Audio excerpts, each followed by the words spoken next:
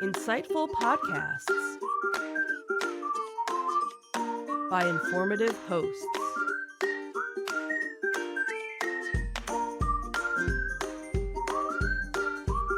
Insights into Things, a podcast network.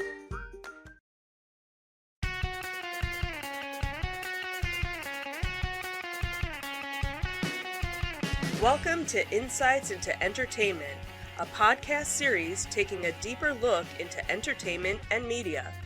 Your hosts, Joseph and Michelle Whalen, a husband and wife team of pop culture fanatics, are exploring all things from music and movies to television and fandom.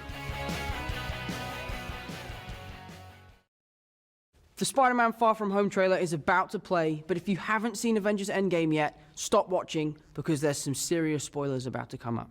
But if you have seen Avengers Endgame, enjoy the trailer. Everywhere I go, I see his face. I just really miss him. Yeah, I miss him too. I don't think Tony would have done what he did if he didn't know that you were going to be here after he was gone.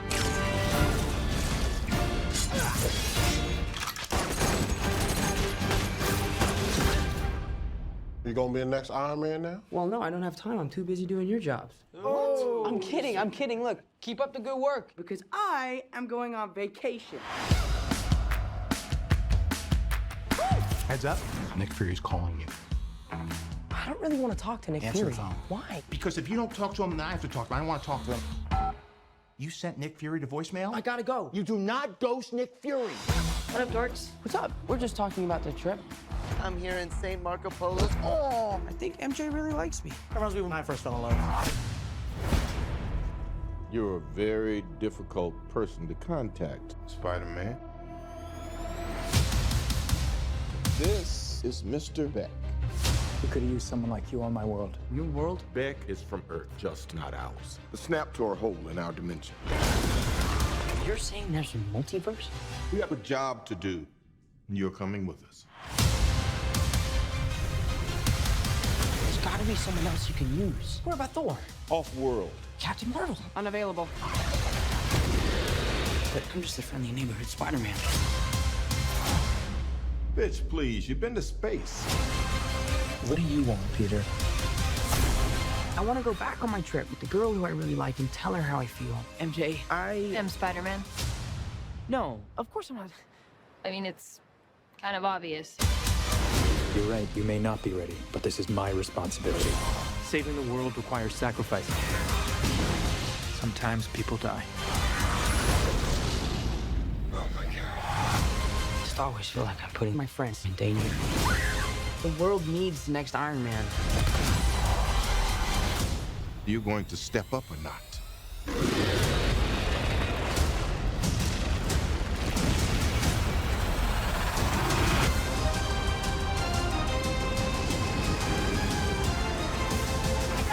Out of here. Get on the jet. Who are you? I work with Spider-Man. You work for Spider-Man? I work with Spider-Man, not for Spider-Man. New plan. Welcome to Insights into Entertainment. This is episode 13, To the Future, and that was the new trailer for Spider-Man Far From Home. Wow. We intentionally did not watch it beforehand so that we could watch it right before we did this, and wow, So that's impressive. So what are your thoughts on that? Let's start off with that. Oh, teary-eyed. Oh, damn. That looks good. I will say I'm not a huge Spider-Man fan. I've obviously seen them, throughout the years because you're a Spider-Man fan, and your son was very much into Spider-Man. So I think there were actually a couple in between that I didn't watch because it was kind of one of those you saw it before, you don't need to see it again. But that was really cool. That looks, I definitely like the direction that they're going with it. So and it looks like they're definitely kicking off the new phase. The new phase. They are keeping with that Guardians of the Galaxy style, humor that the they humor and seriousness and whatnot. But yeah, you can definitely tell it's a different Spider-Man. Absolutely. Very cool, though. Yeah, definitely cool. So let's just run down what we're going to talk about, since we've talked about the trailer already. So we're going to look at Disney Detective, where we've got some information on some Star Wars and Avatar sequels, films that have been announced. Then we've got some information on Disney trying to acquire the rest of the rights of Hulu. Then we'll move into our entertainment news, wishing Billy Joel a happy 70th birthday. And then one of our favorite shows on TV currently being renewed, which is fantastic since they haven't even gone through the whole season yet, which is nice. Yeah. Then we'll move right into our insightful picks of the week. So, nice, straightforward show today. And I think we'll get right into it. Sounds good.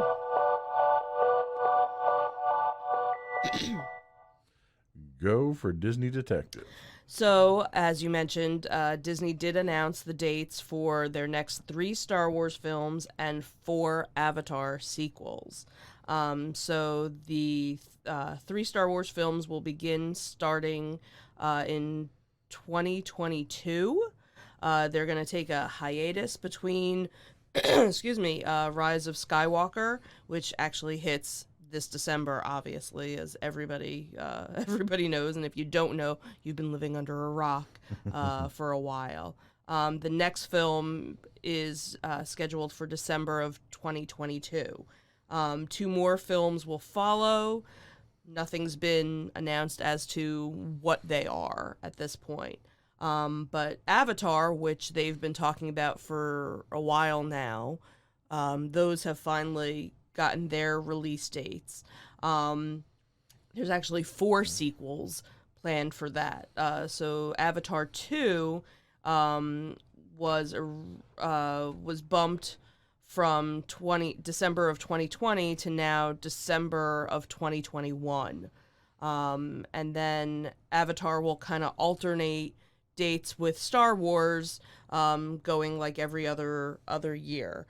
No titles or plots or anything of Star Wars or Avatar films at this point, just the dates right now. So just have to wait and see. So a couple of interesting takeaways that I get from that. One, I hope, beyond hope, that Rian Johnson is not handling the new series, first of all. Well, I think after everything that he did beforehand, they kind of... after his handling of The Last Jedi. Yeah, I think they kind of... Well, they had promised him... did they? The next 3 movies. So I hope they don't follow through with that promise. The other thing is, where does this leave the side stories for Star Wars? Because the way that they were running them with Rogue One and Solo, that they were the ones that were alternating. Right, alternating the years. the regular saga years. So if Avatar is taking up that mantle, then are we going to see any more side movies? Not that I mind not seeing side movies after seeing, I Want to Be a Pilot Solo. But Rogue One we enjoyed. Rogue One was fantastic. So, and maybe that's what they're gonna do instead. Since there's, the saga will be done, maybe that's what the other movies will be. Will be more side, movies. I don't know. And that's entirely possible. I mean, we don't have any direction on where the new movies are going. So are they right? And maybe it has it'll have something to do with how the new series that are coming to Disney Plus do. Maybe That's if true. some of those series do really well, maybe some of the movies could be based on Right. like The Mandalorian. Maybe they do a full-length feature Well, you know, and the of other that, thing so. that comes out of this is they're not confirming that the next 3 Star Wars films are a trilogy. Right. They They're could just conceivably 3 standalone Yeah, films. you could do a Princess Leia movie. You could do... Well, you can't because she's not with us anymore. No, you could do a prequel Oh, a type prequel. thing. Sure, yeah. Of, you know, what happened to her, you know, after... How she learned how to fly in space and... Right. Yeah. You know, her growing up, kind of like what Solo was, but, you know, didn't become. Right. Yeah, I mean that's certainly a possibility. Hopefully, as the months wear on here, we should get some more information, and you know, I'm sure we won't get any real announcements on direction until like Celebration or something. Yeah, until it comes, you know, gets closer to. But yeah, Celebration would definitely be a good place. I am puzzled where they're going to go with Avatar. I don't know, you know, given how the last movie ended, how you're going to somehow manage to squeeze 3 or 4 sequels out of it. I don't think there's that much story left in it. Plus, it's been so long, you know, and this has been my thing from the get-go, and I know that there are diehard fans of Avatar and whatnot, but for me, it kind of seemed like a one and done. It didn't really need to have anything else shown with it. And I know that there were people that saw it like multiple times, and there were people that were so obsessed, you know, and wanted to live in Pandora and whatnot. But now it's been so long, you know, so, you know, maybe it'll be a chance to, you know, boost, you know, the original movie, because again, you have, you know, kids that weren't even alive I mean, when the movie originally, you know, came out. So maybe it's, you know, what happens, you know, maybe a little bit more detail of, you know, what happens after that ended, or, you know, again, a prequel type thing, like what happened before man ended up there. Honestly, it's been so long, I really don't remember much of the yeah. movie. Well, and going to Avatar Land did not help that either. Right, because it really didn't, you know, tell you much about the movie, except there was this, you know, beautiful land and some military people showed up. Right. That was really, you know, really it. Okay. So next in Disney Detectives is Disney could take full control of Hulu. So Disney currently actually owns 70% of Hulu right now, and Disney CEO confirmed that a preliminary conversation with Comcast has been going on to possibly purchase the last 30%. On the business side, this means that Disney could expand Hulu into international territories without input from Comcast, and that there's a good chance that some of the shows that, you know, people enjoy right now would actually still remain, even though Disney would take over. And part of that, part of the deal, that when Warner Media, which is owned by AT&T, sold its 10% share to Hulu, the deal came with specific terms regarding licensing contact and the channels that Hulu's line kept for their TV service. So pretty much they're trying to keep an ongoing relationship with it. So it'll be interesting to see, since obviously Disney has, you know, Disney Plus coming, and then adding Hulu on top of that could be interesting to see. Well, and the irony here is the concern that I think Disney probably has is that if they take a full stake in it, then they're going to lose whatever content Comcast is providing. When Disney themselves are already talking about pulling their content off, some of their content off, to put onto their Disney Plus streaming service. Right. So it's kind of like, we have all this stuff. Where do we put it? Do we put it here? Do we put it there? Yeah. So I honestly, I don't. If this happens, I don't see Hulu surviving very long. The way it was originally billed with Disney Plus is that the more family-friendly stuff from Disney was going to go on Disney Right. Plus. And all the And adult exactly was going to stuff stay will on stay on Hulu. Hulu. So But I don't see what purpose Comcast has or what advantage Comcast sees in selling their 30% stake. I don't see them getting anything out of it. right. And given the knockdown, drag-out fight between Disney and Comcast over the Fox acquisition, I can't imagine there isn't some bad blood that's still there Right. between the two of them. Could be a battle for a while. Yeah, and I think Hulu's going to be the casualty of it, and ultimately the consumer is going to be the casualty because Hulu was that nice foot in the door to the cord cutters to get away from your cable companies. Yeah. And I honestly think that Comcast would probably be, from a business perspective standpoint, they'd probably feel much better having Hulu go away because Hulu's a huge, competition with their standard or traditional cable business. Right. So should be interesting to see how that pans out. So on to our entertainment news.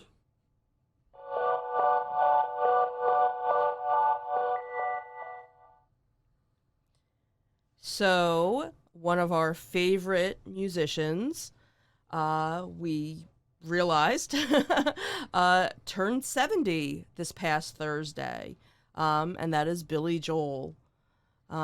He's probably the artist that I've seen most in concert, and I'm guessing you probably have now too, since we've been together. Yeah, Billy Joel and I think the Eagles are probably the two we've seen the most. Right. So he turned 70, like I said, on Thursday. He told Rolling Stone about his special day and, talked about how he's still being active in his career and life. And he said that he actually had mixed feelings because he was scheduled to play Madison Square Garden on his birthday. So he said, on the one hand, I'm happy to be alive, and on the other hand, I don't know how much of a party I deserve just for making it to 70. I mean, it's a work night. You can't have cake. You can't do anything else because it's a work day. Yeah. He said that it's, kind of a Peter Pan kind of job. You start out, you're young, you're rocking and rolling, and that's what you do all your life. You become a little myopic about how old you actually are. He said when he, looks at photos of himself, because that just, doesn't look right. Yeah. I got old, I lost my hair, he said, that he was never a matinee idol to begin with, and that when he's on stage, he's still doing the same job that he's been doing since he was 16. So it's, it's amazing to think, how some performers, they hit that, a certain part of their life and they just, stop recording and stop performing, but he's constantly, on tour, whether or not he's taking a couple of months off, every year it seems, hey, look, Billy Joel's back in concert, and it's always a great performance, because we've seen him, we haven't seen him every year that he's come to town, we see him every couple of years, and still a great performer. Yeah, he puts on a great show, and there's certain songs that he has to do because he's Billy Joel, but what I always loved about his concerts is he always changes it up. There's certain... It's a formulaic approach to doing concerts, but he's always changing the variables in there, so you never see the same concert twice, no matter how many times you see him. Yeah, that is true, and I think that's why so many people go back and see him over and over again. The one thing that I love about Billy Joel is he keeps it real. Like, even in this interview with Rolling Stones, he says, for me to try to look like a movie star would be ridiculous. I've always been a schlubby-looking guy, and I ain't about to change. Yeah, because they were asking him about plastic surgery and cosmetic surgery and stuff. Like, he's like, no, I am what I am. He does have a cute little anecdote here where his two youngest kids. I mean, he's 70. Right. His two youngest kids are 3 and 1. Right. And he talks about dropping the kids off at daycare, and he says, the difference now is that people think I'm their grandfather. He says, I take her to school, and one of the other parents will go, "Oh, your granddaughter's so cute," and he'll just say, "Yeah, okay, thanks." Obviously, they don't even realize that it's Billy Joel, because I'm guessing if they realized that it was him, they would know that it's really his kids. But yeah, Billy Joel is 70, and he's still rocking along. Yeah, he's actually going to be in Philly in 2 weeks, I believe. So he was actually, like he mentions in this article, he was at Madison Square Garden for his birthday. Right. And his daughters, all three of them, came out on stage to sing him happy birthday. Oh, how sweet. Which was very cute. So, happy birthday to Billy Joel. Happy birthday. So next up, we've got what, dear? So, in our final story in our entertainment section, was news of one of our favorite shows, as you mentioned, being renewed for season 2, and it is What We Do in the Shadows, which is on FX. That was one of my insightful picks a couple of weeks ago, so we were very happy to hear that while the season is still going on, that it was renewed for a second one. Season 2 will debut in 2020. An episode count hasn't been released yet, but to date, What We Do in the Shadows ranks in the top 5 among 34 cable comedy series, including adults between the ages of 18 and 49.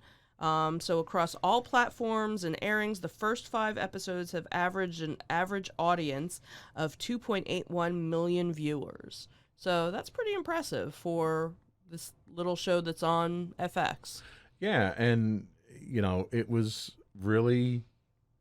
originated from this quirky little cult movie that got a following. And yeah, we kind of stumbled on it. Yeah, we didn't even know about it. It was just kind of one of those nights of scrolling through and looking for something to watch. It was like, what's this? And it totally wasn't what I was expecting it No. to And be. we were, peeing ourselves laughing Oh at my the God. movie. It Yeah, was the hilarious. movie was hysterical. And then when we found out about the show, it was like, oh my God, this is awesome. And it's nice because it's not, you don't have to have watched the movie to watch the series. Right. It is a complete standalone.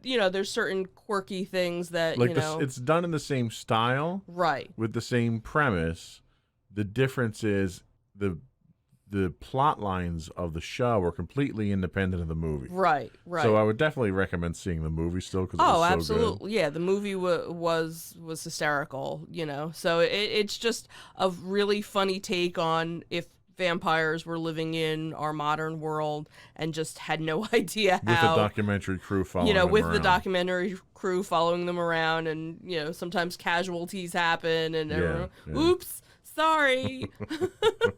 We'll get you somebody else, and the different types of vampires that they are, that are there, and how, certain ones, were able to, assimilate a little bit better than others. Right. And, it just really kind of... It is worth mentioning that it's only a half-hour show, which 3 episodes in, we finally discovered that it was getting over really fast. Because, of course, we would watch it, the next night, because, again, we don't usually watch live television. And after a couple episodes, we're like, wow, that hour went by really quick. And then it dawned on us that it was only a half hour. Oh, no wonder. Yeah. So good to see they're definitely bringing that back. That's a good show. Mm-hmm.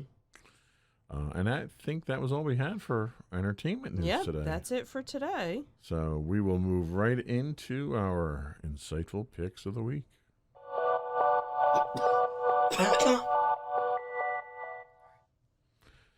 And I go to you, my dear. So, after my long hiatus of not talking about a Netflix show, I have a Netflix show to talk about. Oh, good, because we were getting letters from Netflix saying you were neglecting them. They were gonna delete our account. So, this is actually a show that I've seen advertisements for it all over the place. various people, friends on social media have been talking about it. I've even seen regular commercials on TV for it. And I mentioned it to you and I said, why don't we start watching this one together? And you said, okay. And you actually enjoy it as well. And it is the Netflix show Dead to Me. Which, since I'm watching it, of course, means it'll be canceled after the first season. No, it's not going to, because too many people like it, fortunately. Okay. Fortunately for all the other shows that I would always have you watch, I guess not as many people were watching it. So it's a dark comedy. So there's some intense scenes, but yet there's some funny scenes. So the premise behind the show is that Jen's husband has recently died in a hit and run, and she is determined to solve the crime. She kind of runs into an optimistic free spirit who has also suffered a tragic loss of her own, and they actually meet at a support group. And despite their polar opposite personalities, they become friends, as the women bond over bottles of wine and their shared affinity for the facts of life. Judy, the quirky free spirit, tries to shield Jen from a shocking secret that could destroy her life as she knows it. So the dark comedy, which explores the weirdly funny sides of grief, loss, and forgiveness, features a really great cast. It stars Christina Applegate. Ed Asner is in it. And it's just, overall, it's one of those shows. We're not done with the season yet. I think we're on episode 8. But every episode, it's a little less than an hour, probably 35, 40 minutes. But every episode gives you just enough of a carrot to keep you coming back for the next episode. The show itself is very well written, and it's paced exceedingly well. Mm-hmm. You feel there's this natural progression to some kind of season-ending conclusion, but you don't feel like there's any one particular show that's just a throwaway episode. Right. Every episode, there's something that's revealed that you need to know before going forward. And it's always that little, and sometimes it's this little snippet of something. Sometimes it's a little bit bigger of a reveal, but it's always that moment that you get. And it's not written like most of your, dramatic comedies are. Mm-hmm. It's sort of a, I don't know, I want to say almost out of sequence type, stepping outside that regular formula of how these things should be written. Mm-hmm. Right. And it keeps you not guessing, but looking around the next corner, Right. You kind of expect the next thing to drop, and what drops isn't what you were expecting at all. You expect one thing to happen, and then something completely different happens and totally catches you off guard. Yeah, so. And they do a very good job pulling you as a viewer into the show with that technique, and it's very well written. Yeah, so I'm thinking that probably by the weekend we will end up binging the last 3 or 4 episodes and being done. Yeah. And then we'll find something else that I can watch that they'll cancel. Stop. Good pick, though, dear. Thank you.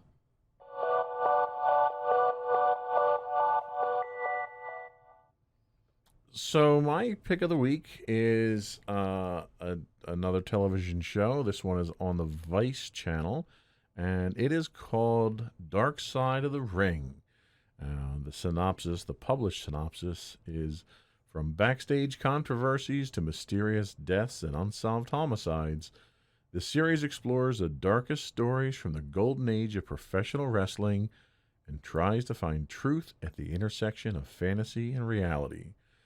It's narrated by Dutch Mantel, featuring interviews and input from Bruce Pritchard, a.k.a. Brother Love from wrestling fame, Jim Cornette, Jake the Snake Roberts, Scott Hall, Eric Bischoff, and a number of other Golden Age wrestling celebrities. It's currently in season 1. There are 5 episodes so far in it. And this is done in a style of an investigative documentary. It uses stock footage of past matches, interviews and reenactments in each episode to recount the history and sometimes a healthy dose of speculation surrounding some of the darker episodes of professional wrestling. They start out with, the story of Macho Man Randy Savage. They go through to the mysterious death of Gino Hernandez. The show does a very good job of, pulling back that veil that covers professional wrestling. I used to be a huge wrestling fan as a kid. Right. And a lot of the stories that they're telling here are of people that I used to watch myself. Right. So you're gonna get to see it as a different perspective than from when you were a kid. Yeah, you do, and it lets you take a peek behind the scenes of what's been described as the male version of a soap opera of professional wrestling. Yeah. It's a dark show, I have to say. It's considering the subject matter that they're talking about. Most of the topics that they discuss are, the seedy side of wrestling. So the underbelly of the beast type thing. Pretty much, yeah. I mean, if you're a true blue believer in wrestling is real and it's not sports entertainment and it's a real competitive thing, this probably isn't the show for you because it's going to shatter your image of wrestling. And images, but if you're the type of person like I always was, who loves to know the backstory, loves to know who these wrestlers really are, and in one of the interviews, in one of the episodes, they're talking to Jake the Snake Roberts, who I used to watch wrestle. And they say, does Jake the Snake have problems? Well, he says, no, Jake the Snake doesn't have problems, but Aurelian Smith, who he is his real name, he had problems with drugs and alcohol and this and that. Okay. So they see their wrestling personas as actual characters, which they are. Okay, so it wasn't. So they could separate the two. Yes. Okay. Some wrestlers. I mean, right. if you look at if you watch the show itself, you'll see some wrestlers have a very difficult time separating the wrestling personas from the real personas, and that's where it tends to lead to real problems. Okay. Where these guys see themselves in real life as the image they're portraying in the ring, and it's an unrealistic scenario. You put these expectations on yourself, thinking this is how you really are, and it's an impossible image to live up to. So, Dark Side of the Ring, like I said, is on Vice. Check your local listings and channel guides for air times, because they air at different times in different regions. Very cool. And that is my insightful pick of the week. Good job. And I think we are done today. I think we are. Thank you, my dear, for your time. As always, a pleasure. And we are recording this Mother's Day weekend, so happy Mother's Day, dear. Why, thank you. And we'll be back next week with another great podcast. Have a great week, everyone. Have a great week.